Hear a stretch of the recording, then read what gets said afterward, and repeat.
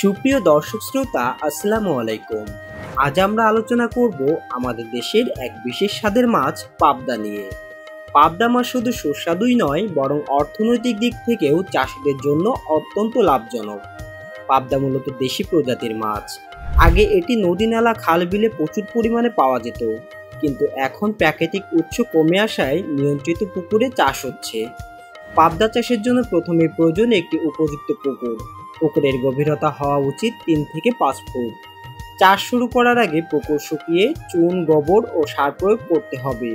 এতে পুকুরের পানিতে প্রয়োজনীয় পুষ্টি তৈরি হয় এবং রোগবালাই কমে। বিশ্বস্ত হ্যাচারি থেকে সুস্থ সবল পাবদার পোনা সংগ্রহ করতে হবে।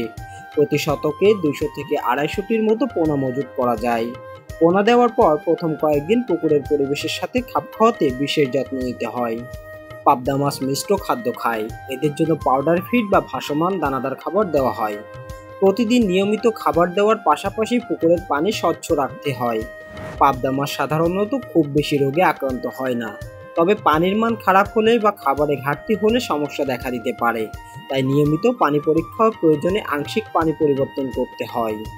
4 থেকে 5 মাস পর পাবদা বাজারজাতের উপযোগী হয়ে যায়। তখন এদের ওজন 80 থেকে 100 গ্রাম। বাজারে পাবদার দাম সবসময় ভালো থাকে। সাধারণত প্রতি কেজি 500 থেকে 700 টাকা পর্যন্ত বিক্রি হয়। পাবদা মাছ চাষ একদিকে যেমন মুনাফাযোগ্য, অন্যদিকে কর্মসংস্থানের সুযোগও তৈরি করে। যথাযথ পরিকল্পনা ও যত্ন নিয়ে একজন চাষি সহজেই পাবদা চাষ করে আর্থিকভাবে স্বাবলম্বী হতে পারেন। তাই প্রিয় দর্শক শ্রোতা, দেশের উন্নয়ন ও নিজের সমৃদ্ধির জন্য পুকুরে পাবদা মাছ চাষ একটি সফল উদ্যোগ হতে পারে।